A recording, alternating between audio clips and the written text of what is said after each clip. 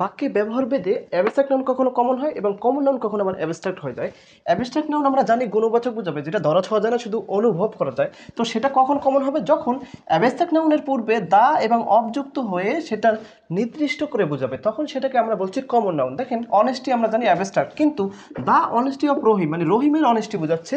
এই অনেস্টি কিন্তু এখানে নির্দিষ্ট করছে রহিমের অনেস্টিকে, তাই এখানে এটা কমন নাউন হিসেবে ব্যবহৃত হচ্ছে। তারপরে দেখেন দ্য কারেজ অফ, দা আছে অফ আছে, তার মাঝে অ্যাবস্ট্রাক্ট নাউন, সেটা কি রহিমের কারেজকে নির্দিষ্ট করে বোঝাচ্ছে, তাই এটাকে আমরা বলবো কমন নাউন। ওকে, অ্যাবস্ট্রাক্ট অ্যাজ কমন, অ্যাবস্ট্রাক্ট কখন কমন নাউন হিসেবে ব্যবহৃত হয়।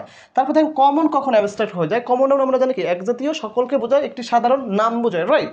তো দেখেন সিং দ্য বেবি, এই যে আমরা জানি বেবি দ্য ফাদার, ফাদার আমরা জানি কি কমন নাউন, কিন্তু দেখেন the father arrows him, arose in him, এখানে কিন্তু মানে ফাদার এটার কমন নাউন থাকে না, কারণ কমন নাউন এটা কি হয়ে গেছে, অ্যাবস্ট্রাক্ট হয়ে গেছে। অর্থাৎ এখানে রহিমের গুণ বোঝাচ্ছে ফাদার, তার ভিতরে পিতৃত্ব, পিতৃত্ব এখানে ফাদার বলতে বোঝাচ্ছে ইন হিম, মানে এই যে sing the baby the father arrows him, অর্থাৎ ছেলেকে বা সন্তানকে দেখে তার মধ্যে পিতৃত্ব জেগে উঠলো, তার মধ্যে পিতৃত্ব জেগে উঠলো, এইটা কিন্তু গুণ বোঝাচ্ছে, এই জন্য এখানে কমন নাউনটা অ্যাবস্ট্রাক্ট হয়ে গেছে। তারপরে দেখেন এখানে কমন বিস্ট, বিস্ট মানে পশু, পশু বলতে যে কোনো একটা পশুর সাধারণ নাম, তার মানে এটা একটা কমন নাউন। কিন্তু বাকি দেখেন check the beast in you, তোমার মধ্যকার বা তোমার মাঝের বিস্ট মানে পশুকে দমন করো, তোমার ভিতরকার পশুকে দমন করো, এই পশুটা এখানে গুণ বোঝাচ্ছে, তাই কমন নাউনটা এখানে অ্যাবস্ট্রাক্ট হয়ে গেছে।